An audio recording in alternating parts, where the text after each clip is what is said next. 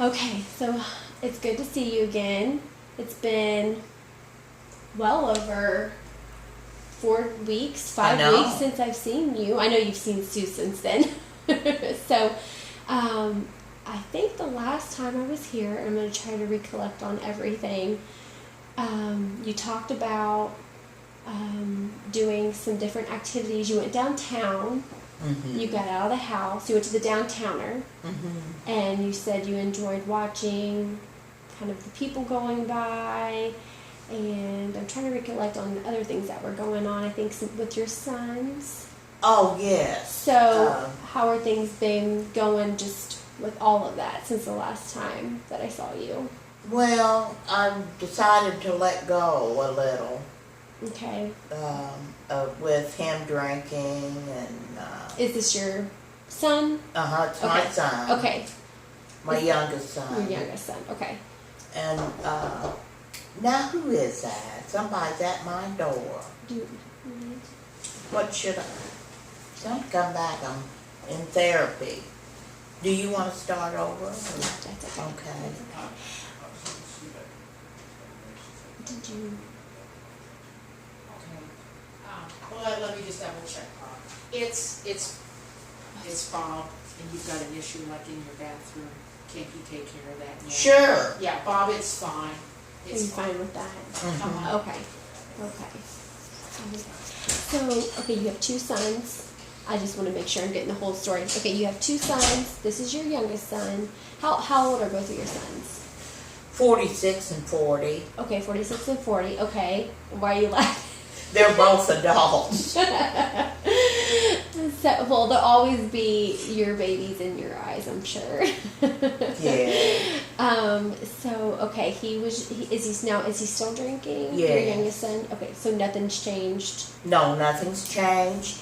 He did have an accident Saturday night. Not a car accident, but he was boating. And instead of him waiting for the boat to dock, he jumped from the boat onto the dock, and he got a pretty bad knee injury. And Okay. I hope that he realizes that the drinking isn't his way of life. So he was under the influence? He was under the influence Okay. of alcohol. when He admitted had- that to you? Mhm. Mm-hmm. So I'm just hoping that this is a wake-up call. Okay. You know, that he'll see what alcohol can do. Mm-hmm. You know. and- Right. So what do you think was your turning point when you finally kind of just let that go and realized it's his choices and I can't carry that burden for him? What do you think changed for you? Well, I know I can pray Mm-hmm. for Brian, Mm-hmm. and I know that I'm a child of God, and He hears my Mhm. prayer. Mm-hmm. And I'm just trusting. I'm trusting God Mm-hmm. to take care of Brian and to help me to realize that Brian's an adult and I don't have any, I can't make his choices for him. How did you used to respond to these type of situations? Oh my goodness. I'd get emotional, I'd cry, I would blame myself for him drinking. Mm-hmm. I would I would just blame myself for the way he was acting. Mm-hmm. So how did you respond when he called you and told you about the boating accident? But well, when he called me, he said, Mom, he said, I broke my leg. And Did he really break his leg? no, Oh, he okay. did not really break his leg. He's got a bad injury. Mm-hmm. But he said, well, I didn't break my leg.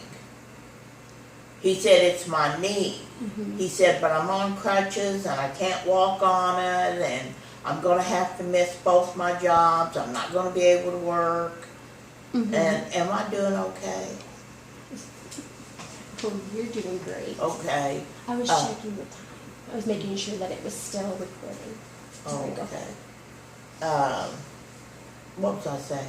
That he hurt his knee. They called Right. you, and he said, not break his leg, but he hurt his knee. Right. Okay. And, well, I got hysterical. On the phone with him? At first, I kind of yelled out, "No, Brian, no." And he said, "Mom, I didn't break my leg." And then he went on to explain to me. Well, he went to the Dr. Clegg's assistant. Mm-hmm. Dr. Clegg is a orthopedic surgeon. Okay. And the doctor that Brian went to is his assistant. He said that the knee had a lot of blood on it. It was bruised really bad. Mm-hmm. And he gave him a steroid shot in the knee. Mm-hmm. And told him to stay off of it till Monday. And if it wasn't any better, the doctor wanted to do an MRI on it. Mm-hmm. And which I think is a good idea, Right. you know. Mm-hmm.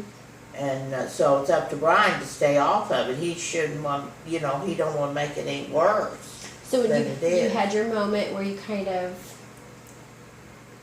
you were hysterical. Yes. So then were you able to calm yourself down? Yes. While on the Okay. phone. Mm-hmm. Yeah. And then afterwards, when you got off the phone, how were you then? I was worried. You're still worried. I was worried because Mhm. I thought, he said he couldn't put any weight on it at all. And I didn't know if he had dislocated something. And I didn't want him to go through knee surgery because But it sounds like he's going to be okay. it sounds like, He's gonna be fine. I'm Okay. sure he's going to be okay. Okay. And have you guys And- talked about it since then? He called me today Okay. after he got out of the doctor's office. Okay.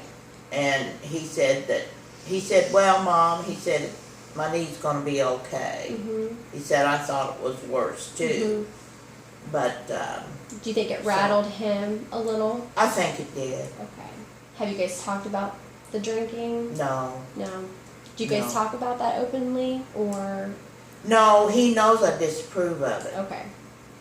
And he doesn't call me as often as he used to because he knows what the subject will be. He knows what we'll talk about. Right. So, You haven't talked to him about it that much just because you don't want to have that barrier between the two of you? right, Okay. right. That's a good point. Mm-hmm. Right. Well, I think that knowing that you can't control his actions is important to keep in mind. No, I can't. But I'm his mother, and somehow I'm having a difficult time visualizing in my mind that he really is an adult Mm-hmm. and that he's responsible for his own choices. I mean, the outcome was Brian's decision. And I'm hoping that he can see these wrong choices Mm-hmm. is affecting him in a negative way. Right. And I can't believe it. You're a busy woman today. Just let it rain. Just keep on talking. Just keep on talking. So, But it sounds like you've come such a long way from where you started. you was here the first time. Uh-huh. And Hello. I was. And I Please think the leave a day I was message here was after kind of a the tone. bad day for you. 'Cause Now see, that was a disturbance. Now, we are still. Oh, you're fine. Yeah. But you can keep going. But yeah, it sounds like you've come a long way since then. And so, have you seen that growth in yourself in the past 6 months or so? Some. Some. Okay. And also, I'm taking the medication Clonopin, Mm-hmm. and it seems to be helping me Okay. with my anxiety. When did you usually feel the most anxious throughout the day? Was there certain times of the day that you feel more I anxious start than in the others? morning Morning, and all day. all day. So I'm taking a half a Klonopin twice a day. Okay. I take it in the morning, and I take it in the in the afternoon. Okay. But Is that what the doctor prescribed for you? Okay. That's the way he prescribed it. But I took it upon myself to take a whole Klonopin before I would go to bed, Okay. because I was having a real hard time going to sleep. Mhm. And so I went to Dr. Neff just a week ago, Mhm. and he explained to me, he said, Ruth, he said, the Klonopin is not for sleep. Mhm. He said, the Klonopin is prescribed for anxiety. Mhm. So I quit taking it at bedtime. So when you were taking it at bedtime, was it preventing the anxiety during the day, the following day? I think I was a little sluggish. Ah, okay. So you're going back to taking it throughout the day, like he And told that's you it. to? Okay. And that's it. I don't take it at bedtime Have you anymore. noticed a difference with your anxiety? You mean even though when I'm taking it at night? Just when you're not taking nothing at all, compared to taking it during Oh, the yes, day. yes, A big difference. yes. Okay. Now I know that you guys have kind of talked about you doing some things outside of the house. So how's that going? I'm not doing very well on that. How come? Well, I don't have the finances. Mhm. Is it gas? Getting gas money to drive somewhere? Well, when I have the money, well, you want me to tell you what happened? If you want. I had to maybe. have a microwave. Oh, okay. Now, I don't know if this is important or not. If it's important to you, it's important to me. So I had to buy a microwave. So that took quite a bit of my money. Mhm. Yeah, they're expensive. Yeah. So is it going good with the microwave now? Does it make things a little bit easier? Well, I bought it this Mhm. month, Mm-hmm. July, so it cut me short Mm-hmm. of money. But I believe if I manage my money right, Mm-hmm. I've got enough money to go out to lunch maybe twice a month. Mm-hmm. And I have been reading some Good. books. I've been Good. able to sit down and read. Good. And I think the Klonopin has helped. Were you not Yeah. able to do that before? Not really, I wasn't able to sit still. Okay. I Physically? I wasn't able to sit still. My mind was wandering, I couldn't concentrate, I couldn't focus. Mm-hmm. But I know we're still talking about the Klonopin, but the Klonopin helped me with that too. Right. So now you can sit and actually absorb what you're reading. Mhm. Is that a good stress reliever for you too? Mhm. Is there any free activities that you can do outside the house that won't cost you any money? Maybe like going to the park or walking down, or just sitting downtown on along the river. Well, take your book I with you? I could do that, Is it something you would want to do? maybe. It's kind of hot outside right now, I know. Right. Maybe, Mhm. if I wasn't distracted by the traffic. Mm. But I could go to the park. Mhm. I had never thought about that. Mhm. Sometimes down in the, I don't know how early you get up in the mornings, but being down on the river early in the mornings, there's not a lot of traffic. It's real quiet. I don't know if that's something that you would enjoy, just to get out of the house for just a little bit In a different location. in a different location. Yeah. Mhm. Because I think your setting Mhm. and your environment Mhm. has a lot to do with the way you feel. Definitely. Yeah. And I'm not gonna lie to you, Beth, I still have that blah feeling. Mhm. But I think it's just because I stay home so much. Mhm. I'll tell you where I go. I go to Mother's, I go to Kroger's, I might go out to Rob's, to watch my grandchildren, but I enjoy being with my Mhm. grandchildren. Mm-hmm. So that's a limit of what I do, and as far as getting out of my apartment. Do you have the same routine every single day? Basically. Do you think that contributes to feeling kind of Mm-hmm. okay? So maybe switching it up a little bit somehow. Not every day, but maybe a couple times a week or something, Right. just to give you a Right. little excitement. Mm-hmm. Is there a friend that you can go and? I don't Walk have a with? friend that I could go with. Mm-hmm. Now I can take my walker, and I don't know though. It's brick Mm-hmm. down on the riverfront. Mm-hmm. Yeah. I don't know. There are some people that sit. I noticed down on the river. There's a little group that kind of sits by the boat dock. I don't know if you've ever seen them on the bench. I have. I don't know if It's maybe- been a while ago, you could but I maybe did make a new notice friend. that. I could maybe make a new friend.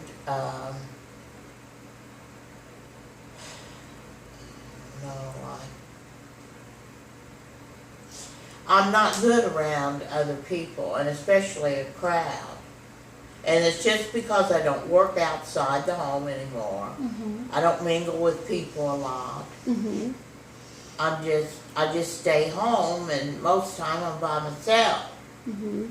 So then it makes it even almost a little bit more anxious when you do leave. Mm-hmm. So maybe start out slow and maybe just get out of the house a little bit more and then go from there. Maybe you'll end up feeling a little bit more comfortable. Do you know what I mean? Then each time feel a little better. Right. More confident in Just yourself. like when me and Sue went out for lunch. I loved that. I told Sue I did. Different Sues. There's a lot of Sues. Now, is your name Sue? Oh, no, mine's Heather. But Heather. there's a lot of Heathers, too. Uh-huh. There's always Heathers wherever I go. I graduated with 6 Heathers, and everywhere I work, there's Heathers. So I have a common name. So, I've been reading this one book. I read part of it, Mhm. but The Purpose-Driven Life, Mm-hmm. and it's helped me a lot. I used to think, well, up until I really read this one chapter, I used to think I was an accident. How were you in an accident? Because my older brother and my older sister were planned. I was an accident, too. She And- noticed it. And I take that personally. Mm-hmm. And Do you think you're I don't know where I'm going with this. Do you think you're less important because you weren't planned? Mm-hmm.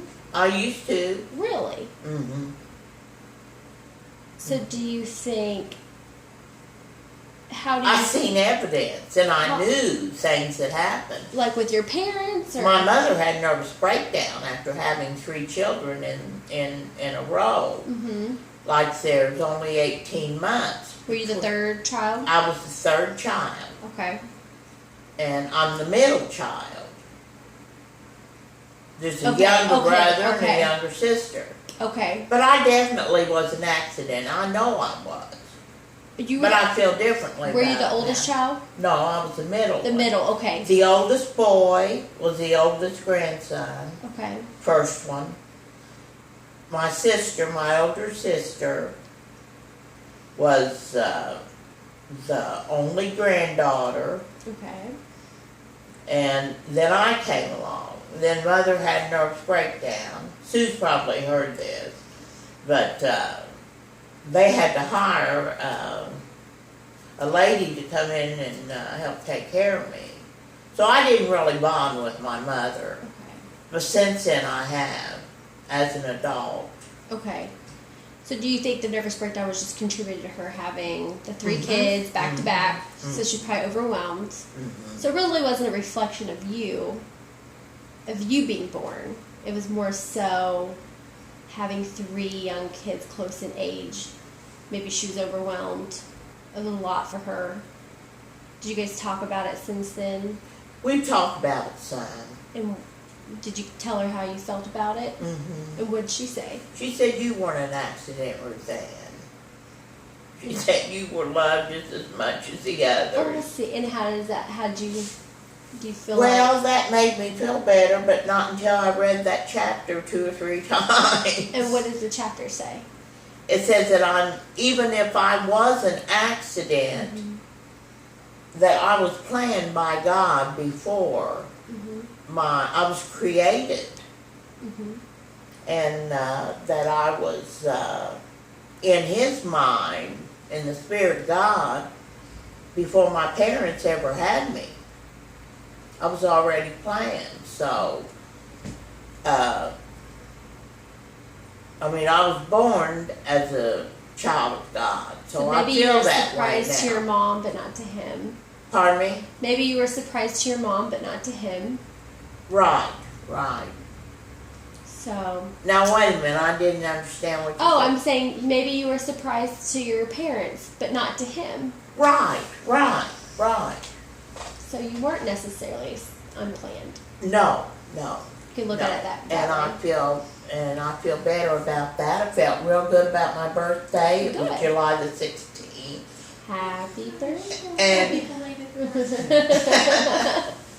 but So that was on, gosh, what's today? 19th? Is that right? Okay. Wow, so you did you do? 65. Now that's the only negative part that I looked at, being 65. Mhm. But You're only as old as you feel. right.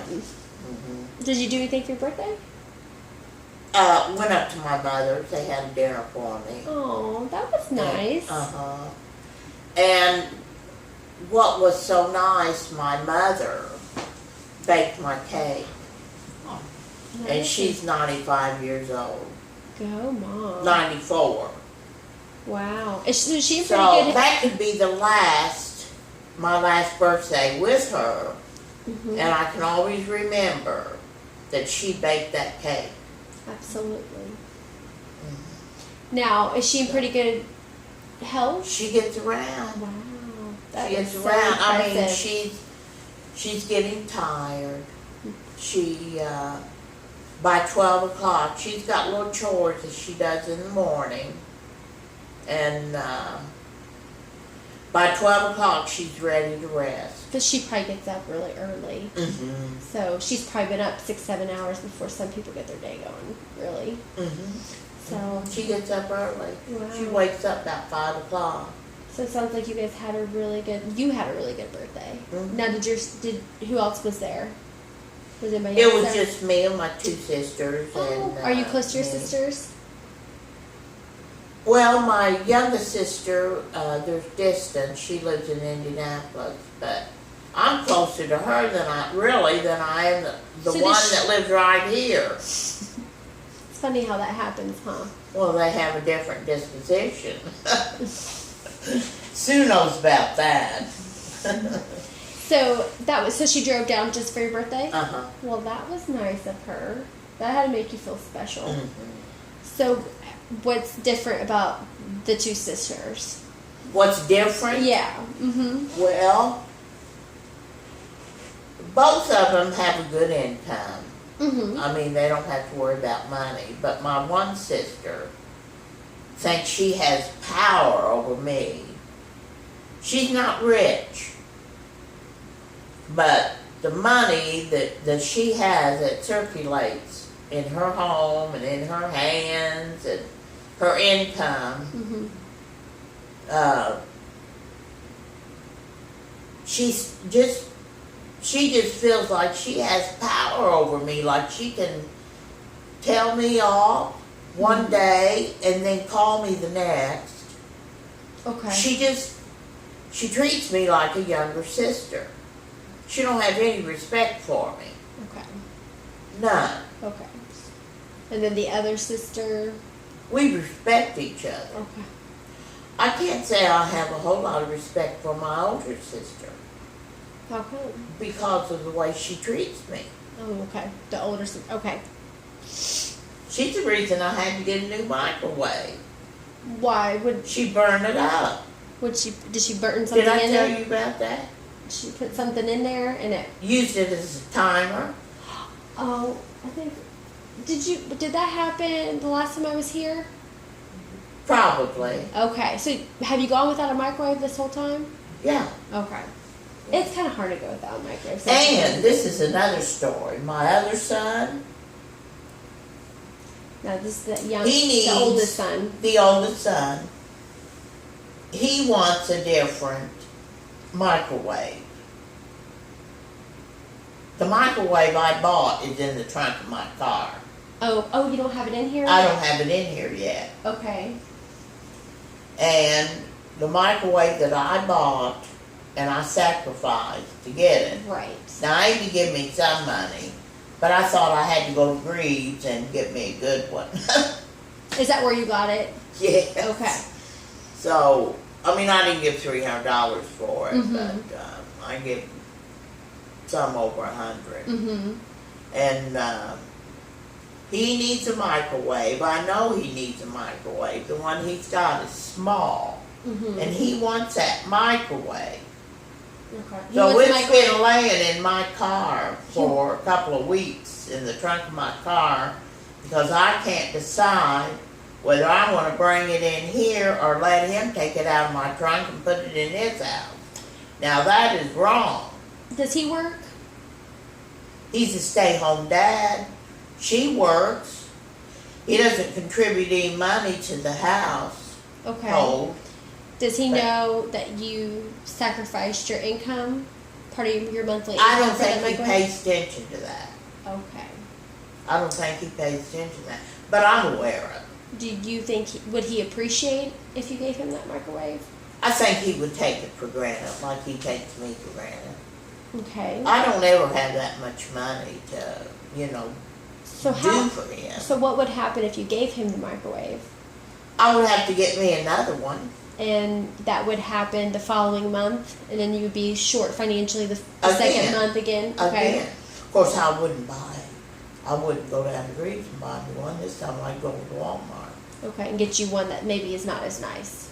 And not big. And do you think? So how do you think there'd be a little resistance? Even though I use the microwave a lot. Okay. So. So what am What I do you- going to do? Mhm. I don't know.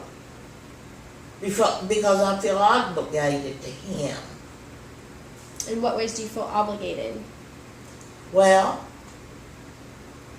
I wasn't there a big part of his life. I wasn't there for him. Mhm. I was into alcohol, Mhm. and that alcohol that I was doing stopped me from really being a mother to him. My mother raised him until he was in the 3rd grade. Mhm. He bonded with my mother. And then, of course, then I took over. He lived with me, Mhm. and he lived with me till he was in the 6th grade or 7th grade. Then he decided he wanted to go live with his dad. So he really didn't have a secure home life.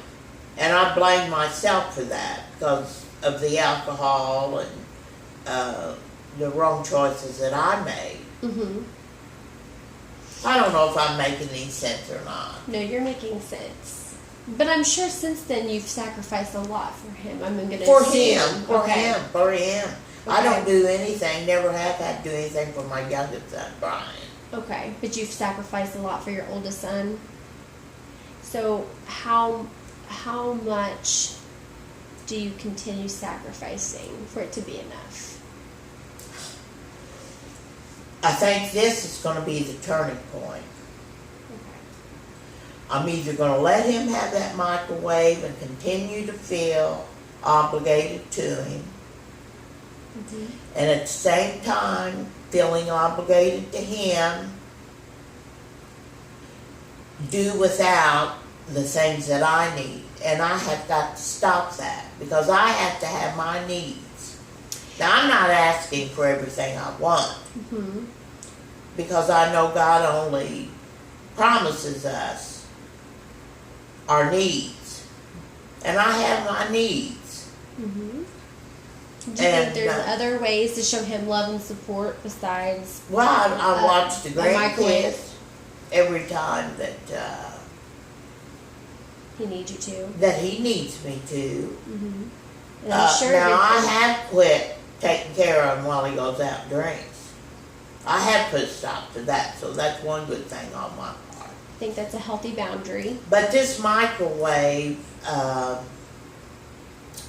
situation is going to be the turning point. If I tell him, if I explain to him, then